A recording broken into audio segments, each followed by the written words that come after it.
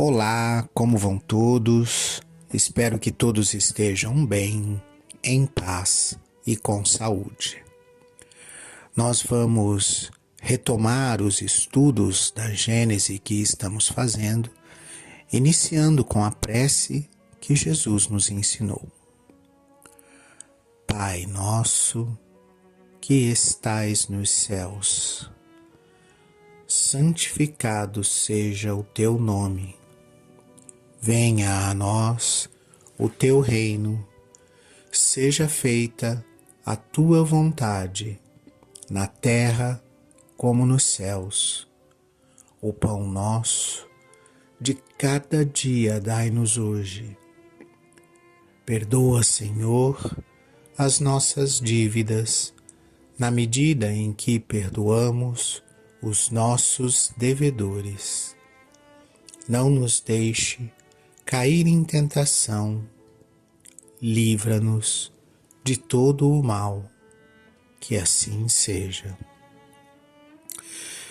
Estamos fazendo a leitura e o estudo do capítulo 1, Caráter da Revelação Espírita, do livro A Gênese segundo o Espiritismo, e damos sequência na leitura do item 10, já que no nosso último encontro fomos até o item 9.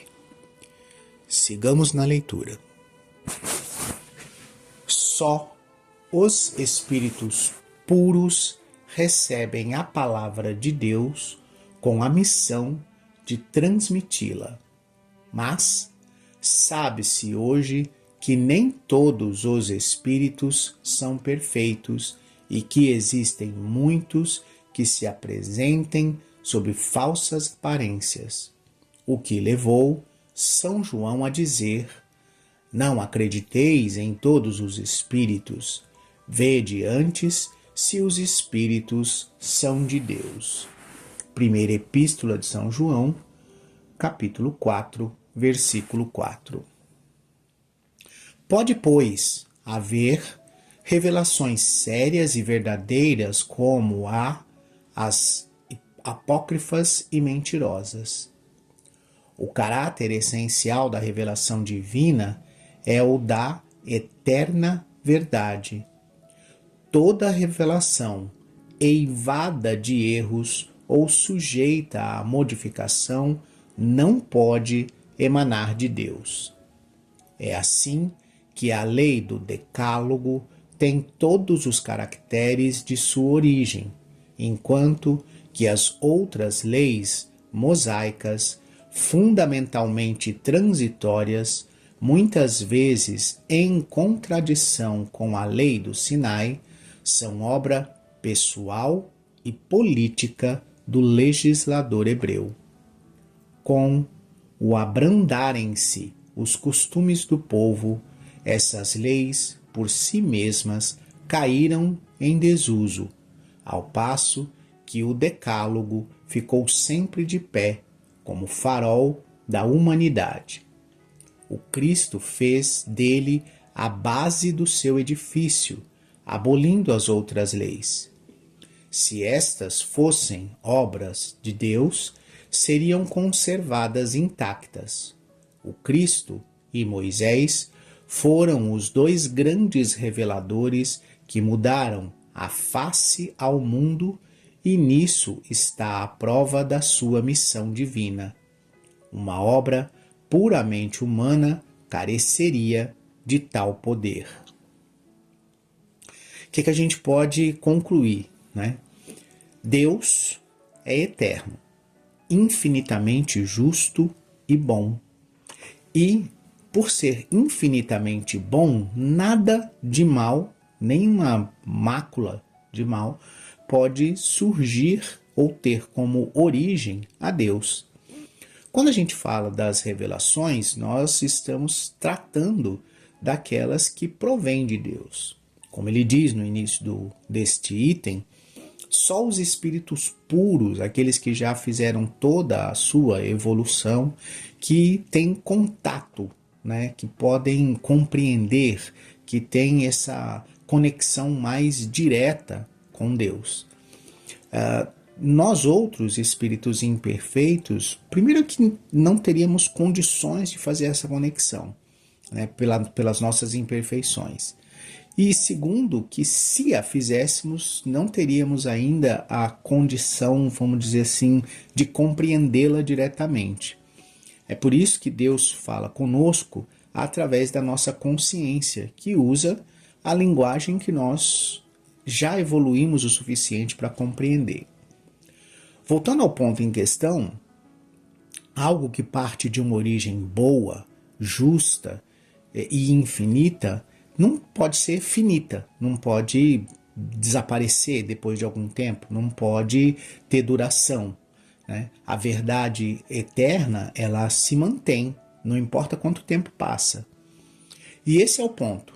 Se nós pegarmos aqui o Decálogo são os 10 mandamentos, e observarmos os 10 mandamentos exclusivamente, você vai observar que eles estão presentes em praticamente todas, para não dizer todas, porque eu não conheço todas, mas as que eu conheço e as que eu tenho contato, em todas as sociedades, em todos os espaços do mundo, o decálogo está lá, é expresso nas leis humanas, né? Não matar, não cobiçar, respeitar pai e mãe. E se você procurar em qualquer lei de qualquer país neste planeta, você vai encontrar o decálogo com outras palavras, você vai encontrar exatamente o que está ali, né? E isso prova a sua origem divina, porque passados aí 21 séculos, ele está firme, né? 21 não, né? Porque 21 é de Jesus. Nós estamos falando aí de 27, 28 séculos, mais ou menos. E esse conjunto de informações, né, esse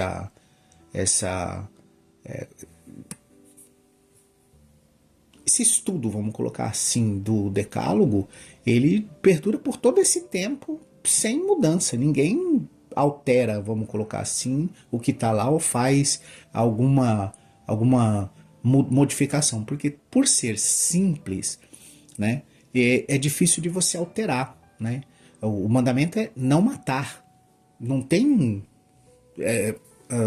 senão, não tem se for assim pode matar, se for assado não pode. Não tem isso, é simples, é direto, não matar. Então, por ser simples, o decálogo ele permanece conectado à origem, que é Deus, e tão atual como se ele tivesse sido feito hoje de manhã. Da mesma maneira, a revelação do Cristo, né, que traz a ideia do amor e que resume o decálogo em apenas que na verdade são dois, mas o Cristo resume dizendo que eles são a mesma coisa, que é amar a Deus acima de todas as coisas e amar ao próximo como a si mesmo. Dizendo que se você ama o próximo como a si mesmo, você está amando a Deus acima de todas as coisas e vice-versa. As duas ações são conjuntas e complementares. Você não consegue fazer uma sem fazer a outra. Esse que é o ponto. E permanece, 21 séculos depois, permanece em todas as nossas legislações. Já a legislação humana, ela se modifica, às vezes, de país para país no mesmo tempo, e muitas vezes dentro do mesmo país ou dentro do mesmo povo, de tempos em tempos. Porque, por ser humana, a lei é transitória. A lei representa, vamos dizer assim, a vontade e a norma e a regra daquele grupo de pessoas que está encarnado. Um novo grupo de pessoas entra com novas ideias, com nova maneira de ver, de pensar, com o progresso realizado, e a partir desse progresso realizado, as leis se modificam. Aquilo que era tolerável em gerações anteriores passa a não ser mais tolerável em gerações futuras. Essa lei que é transitória e que se modifica gradativamente, que vai perdendo a força e a sua razão de ser, é uma lei humana. Esse primeiro item, aqui, o item 10 que a gente leu, ele trata exatamente dessa diferenciação, né? O que é humano e o que emana de Deus. Sigamos. Item 11.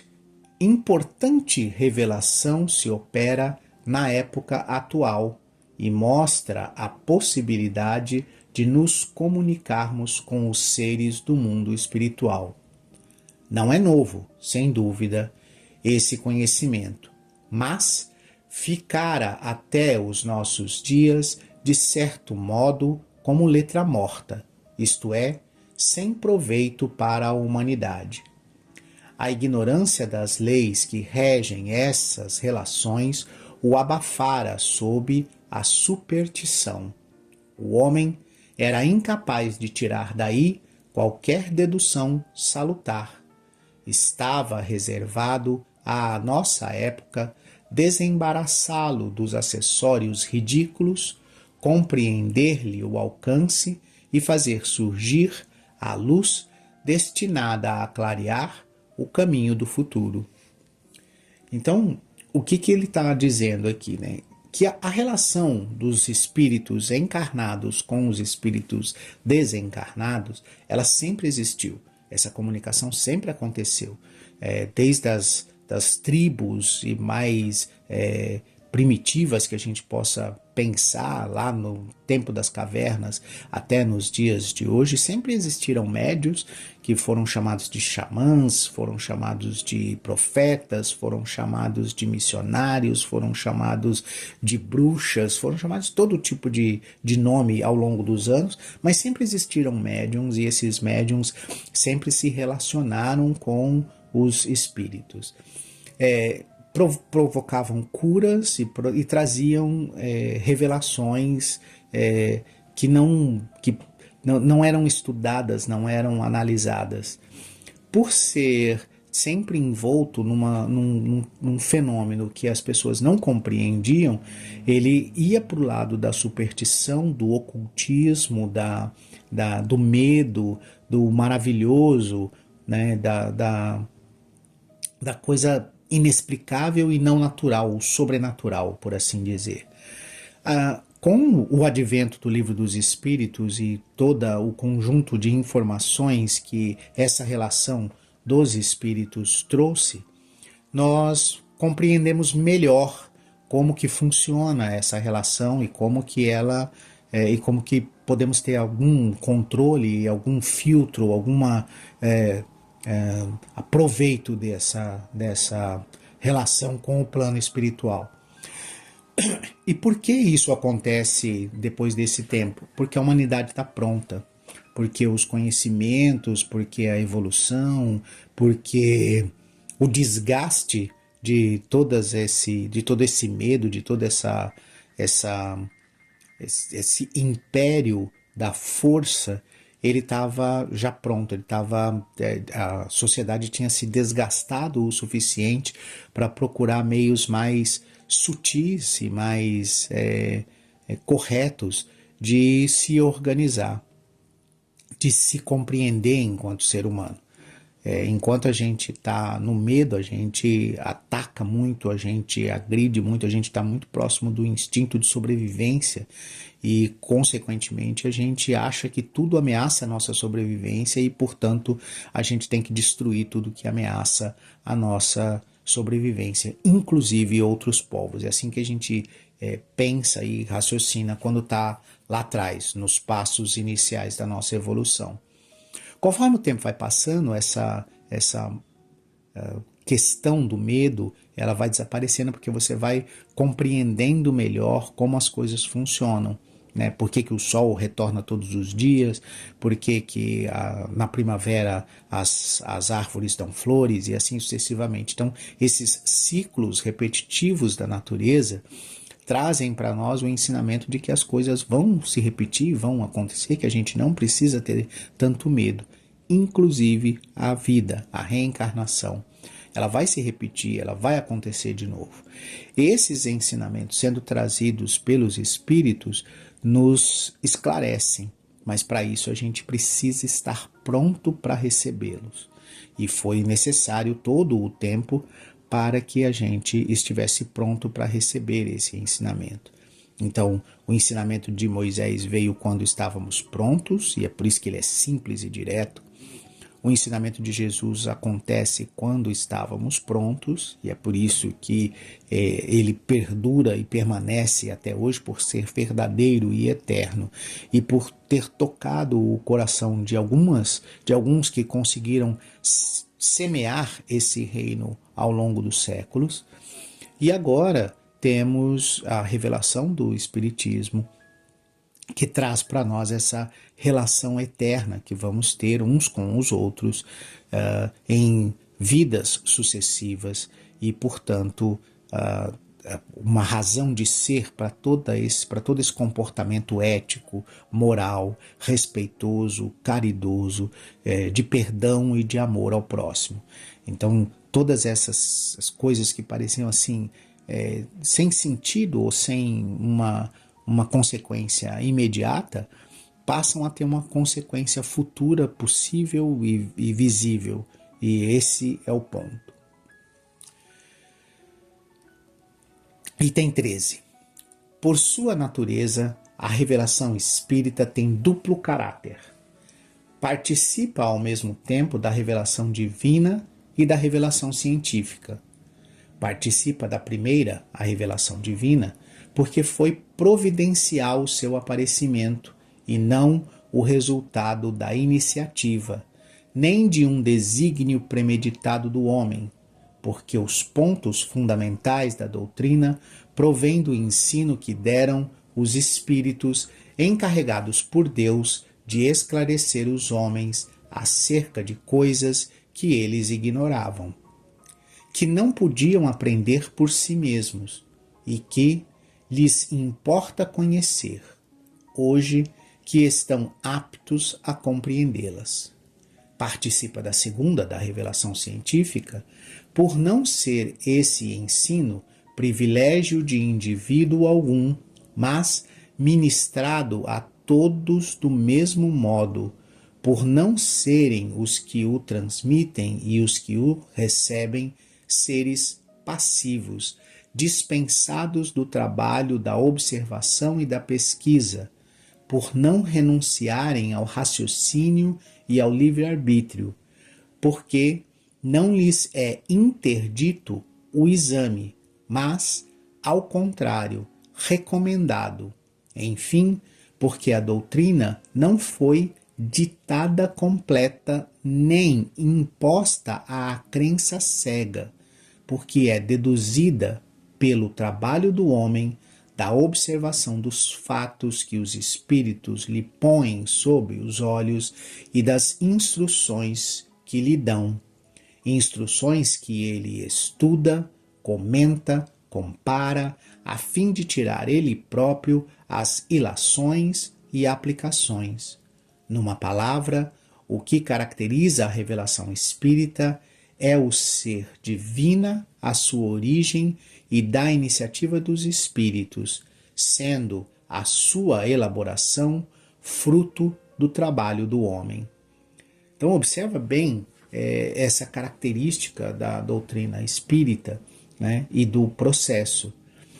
Você recebe uma informação vinda dos espíritos, mas você não é chamado a segui-la cegamente. Você não te é imposto como uma crença que você deve simplesmente acreditar. Mas, se você quer questionar, questione. Se você quer buscar uma outra alternativa racional, esforce-se por isso. Se você quer comparar essa revelação com os conhecimentos já existentes, faça-o.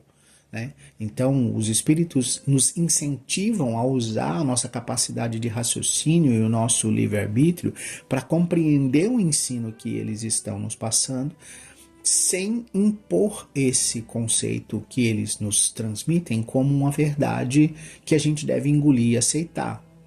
Então, eles nos permitem raciocinar e perceber que aquele ensinamento que nos foi transmitido é a verdade ou a possibilidade mais lógica de que seja a verdade, dado o conhecimento que a gente tem. E esse é o ponto-chave, né? Essa iniciativa de nos transmitir, ela provém de Deus, porque quando pedimos que o reino de Deus venha a nós, na oração que aprendemos com Jesus, venha a nós o vosso reino, a gente está pedindo para que esses conhecimentos cheguem até nós, para que a compreensão de como é o reino de Deus chegue até nós, para que a gente compreenda como nós devemos agir para alcançar o reino de Deus. E na medida em que Deus atende às nossas preces, Ele envia até nós esses missionários, esses espíritos grandiosos que nos transmitem essas lições.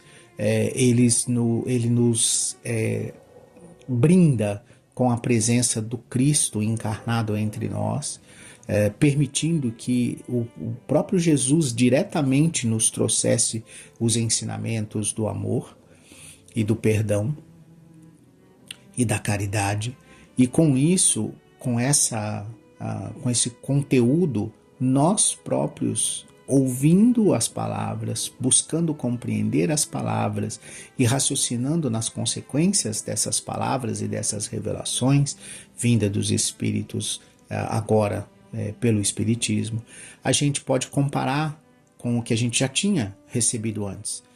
Comparar com o que veio através de Moisés, comparar com o que veio através de Jesus e de tantos outros missionários que nos trouxeram tantos exemplos. E a partir dessa comparação, a gente consegue compreender, não, se isso aqui veio de Deus, esse outro aqui que está coerente com o que esse primeiro também veio de Deus. É assim que a gente encontra a coerência. Só que dessa vez com base científica, dessa vez com método de estudo, dessa vez com um método de checagem dessa relação que a gente tem com os espíritos. E é por isso que a gente consegue perceber quando que essa informação está vindo de uma fonte que é superior em conhecimento, em moral e em ética a nós mesmos, quando que essa informação está vindo de uma fonte bem intencionada e quando que essa informação está vindo de uma fonte mal intencionada. Quando que essa informação está vindo de alguém que tem basicamente o mesmo conhecimento que nós temos sobre as coisas e quando que essa informação está vindo de pessoas que têm conhecimento até menor do que o conhecimento que nós temos. Então, esse filtro da razão, esse raciocínio ao receber cada uma dessas informações é que faz dessa revelação uma revelação em três etapas ou em três estágios, né? A origem, que é a origem divina, né? A revelação espírita é uma revelação de origem divina. O meio de mensagem, né? A forma como essa mensagem chega até nós, através não de um único missionário, como foi o caso de Moisés e de Jesus, mas de um conjunto de vários espíritos trazendo a informação para vários pontos do globo ao mesmo tempo, né? E impulsionando o homem encarnado a fazer o seu trabalho, a fazer o trabalho de analisar isso, de desenvolver isso, de organizar isso. Então uma revelação a três mãos, ou podemos dizer assim, a uma tríade, né? O Deus em sua origem, os espíritos na transmissão dessa mensagem que vem de Deus, e o homem no trabalho e no esforço de compreensão dessa mensagem que vem de Deus e de verificação da qualidade e do conteúdo dessa mensagem. É isso que faz do Espiritismo uma terceira revelação divina. A gente vai ficando por aqui e eu me despeço de vocês, mas no próximo a gente continua a partir do item 14. Lemos até o item 13 do capítulo 1 da Gênese. Uma boa semana a todos e façamos a prece para que a semana seja excelente para todos nós. Pai nosso, que estais nos céus, santificado seja o vosso nome. Venha a nós o vosso reino. Seja feita a vossa vontade, na terra como nos céus. O pão nosso de cada dia dai-nos hoje. Perdoa, Senhor, as nossas dívidas, na medida em que perdoamos os nossos devedores. Não nos deixes cair em tentação e livra-nos de todo o mal, que assim seja.